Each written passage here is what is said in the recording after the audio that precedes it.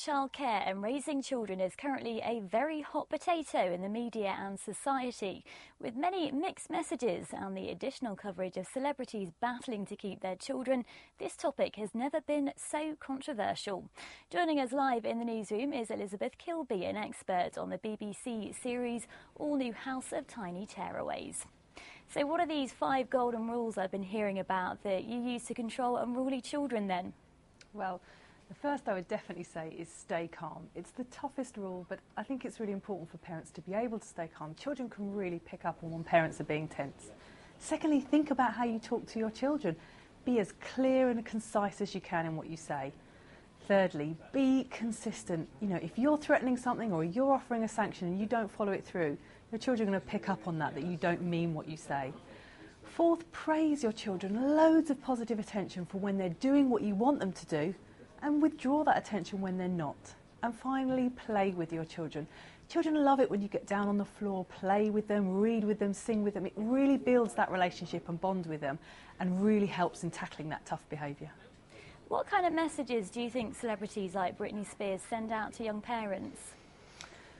Well, I'm obviously seeing the media coverage that's going out about Britney, and my heart really goes out to her. As a mother, I can sense that she's really struggling with what's going on with her children at the moment. And it's a really, really tough situation. You know, as a psychologist, I want to help understand that behaviour, and I really hope that she's able to sort her situation out and be able to really reconnect with her children. I think what she's telling us is that being a mother's a really tough job. And how important is it then for both parents to be in agreement on how to handle their children? Oh, this is one of my absolute golden rules, and we really saw this very clearly in the all-new House of Tiny Tearaways. Laverne and myself, my colleague, working together with parents to help them really agree, because the minute children sense there's any difference between you, they divide and conquer. And it is so important that you're consistent and really work together. And one of our couples in particular really struggled with that, and what we were able to do is help them realise that their different strategies were really escalating their children's behaviour, and getting them together to work together really was the key. What kind of influence do you think sort of arguing parents have on children?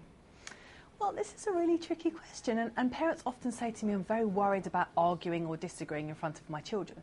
And I guess I would say that an argument per se isn't the thing that I think can be very difficult for children, but what is very hard is when parents argue and then can't resolve that, or that argument escalates out of control.